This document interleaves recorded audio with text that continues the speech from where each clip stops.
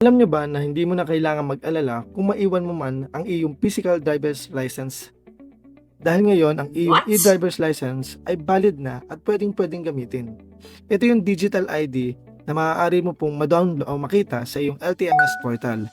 Ayon sa Land Transportation Office, ang digital license na mula sa iyong LTMS portal ay ganap ng kinikilala bilang wastong pagkakakilanlan sa pagmamaneho. Alinsunod ito sa DOTR Department Order Number 2023-015. Kaya naman, tuwing may traffic inspection o kung sakaling mahuli sa isang violation, maaari ninyong itong ipakita sa mga traffic enforcers at deputized agents bilang pamalit sa physical card. Ngunit tandaan, dapat ay galing ito mismo sa iyong LTMS account. Hindi tatanggapin ang screenshots o photocopy ng iyong digital ID.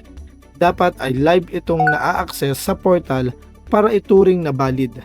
Automatic kung magkakaroon nito ang lahat ng mga bagong aplikante at pati na ang mga magre-renew ng kanilang lisensya. At magandang balita, sa eGov.ph app na kung saan nakikita na natin ang National ID at PhilHealth ID, bukod sa LTMS portal ay maaari ninyo ring itong i-generate sa eGov.ph. Narito ang 5 hakbang para ito ay gawin. Step 1. Buksan ang eGov.ph. Pumunta sa MGAs at itap ang LTO. Step 2. Piliin ang online driver's license application. Step 3.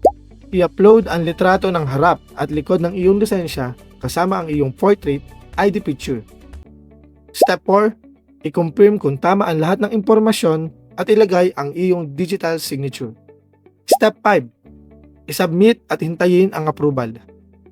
Kapag approved na, makikita ninyo ang iyong e-driver's license sa loob mismo ng iyong mobile ID wallet.